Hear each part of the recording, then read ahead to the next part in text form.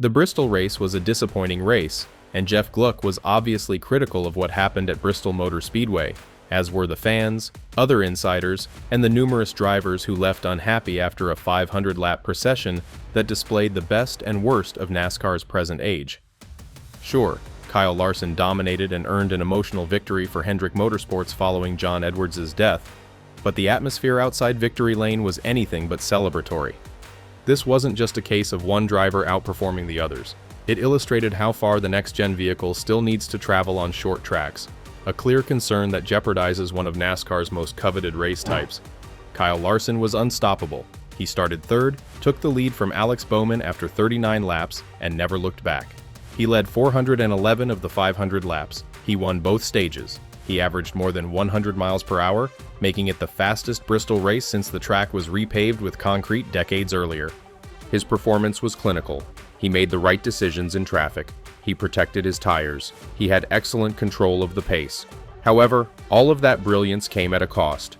The race became nearly unwatchable. Only 4 drivers led laps. Only one crash occurred, 178 laps in. What happens after that? Green flags all the way home. There is no drama, there's no side-by-side mayhem, there are no notable comers or goers. Denny Hamlin, who had a chance at a three-peat and came into the weekend as one of the hottest drivers in the field, could only watch Larson go. Larson joked about stopping Denny's winning streak, saying, "We hate to see him win, I'm sure you do too." It was a nice experience for all 5 teams, as well as a lasting tribute to Edwards. But how about everyone else? The race seemed more like a tire test than a battle. Jeff Gluck, a longtime NASCAR journalist, did not mince words on the Teardown podcast. "I think this was a horrible race," he said bluntly. "To me, this was pathetic. Absolutely pathetic." He was not just reacting emotionally. He was referring to a broader trend, one that has become increasingly difficult to ignore with each passing short-track weekend. "The next-gen car has ruined short-track racing in NASCAR," Gluck continued.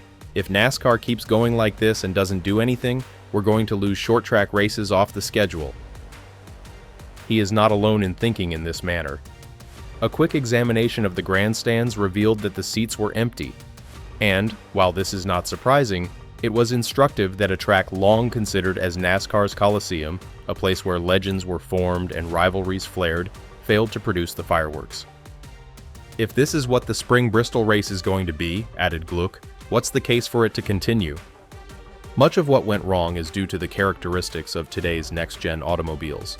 The car was intended to enhance parity and reduce the advantage of top-tier teams, and it has historically done well on intermediate courses. However, on short tracks, it has shown to be a problem. The necessity of clean air remains constant. Once out front, a driver like Larson has complete control over speed, tires, and traffic. But there's chaos behind him, not the desirable type, just poor air, stuck in line, and unable to pass mayhem. Ryan Blaney briefly led during the green flag delay.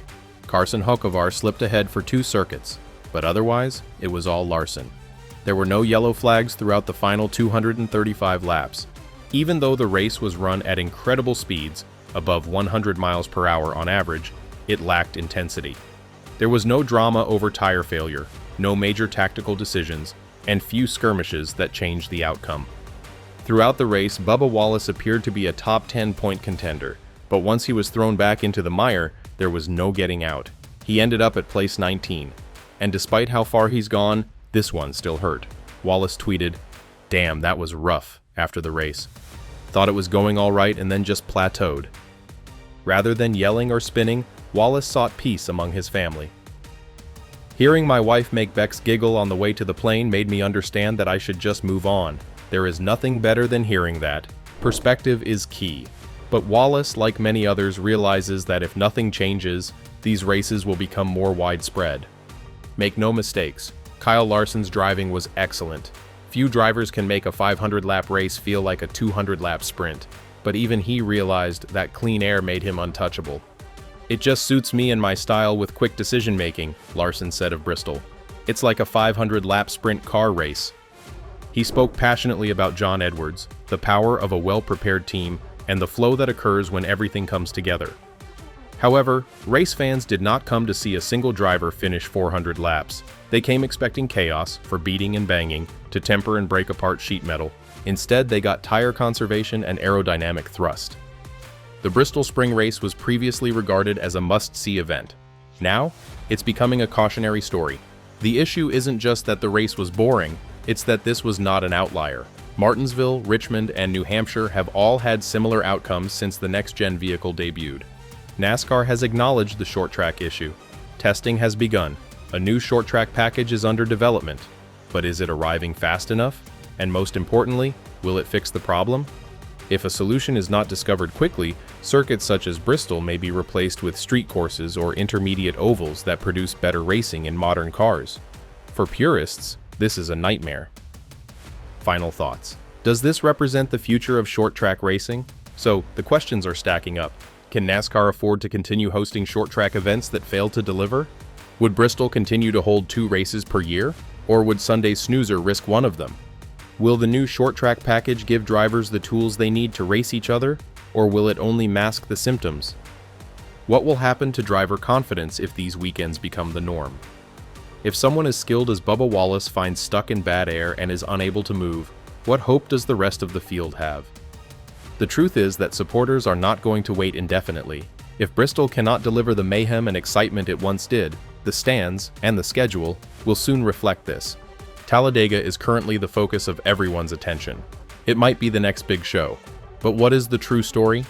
The question is whether NASCAR will finally fix what's broken in the bull rings. Sunday's Bristol race may be remembered as Kyle Larson's commanding triumph, but it felt more like a warning shot to the rest of the garage and the fans watching at home. NASCAR's crown jewel short tracks used to be some of the most chaotic and exciting events of the season. Now, many people are abandoning the race because they find it dull, predictable, and deliberately flawed. Insiders like Jeff Gluck and unhappy fans aren't the only ones speaking up. Behind the scenes, team owners, engineers, and even some drivers are privately expressing worries. How long can the next generation car go untouched while short tracks continue to underperform? The goal was for parity and closer racing, but the unanticipated result has been cars that are too similar in foul air and too impossible to pass without an outrageous tire fall-off or tactical Hail Mary. What story is being told when the pole sitter and early leader fails to finish, but the following person leads 411 of 500 laps unchallenged? Could NASCAR rethink its strategy and produce an aero kit specifically built for small tracks? Could tire compositions change substantially in mid-season? If Bristol Spring fails to rebound, may the product be quietly removed off future schedules? More importantly, how long will it be before this temporary malaise has a greater influence on attendance? Fans want to love Bristol, the drivers want to race it. However, the current format benefits neither party. So how long can this go on before someone grabs the wheel and makes a meaningful difference? Will we have the same conversation next year, looking for the magic that once existed? Time will tell, but patience may have already ran out. What are your thoughts? Will NASCAR make modifications to its short track and car packages? Let me know your opinions in the comments section below.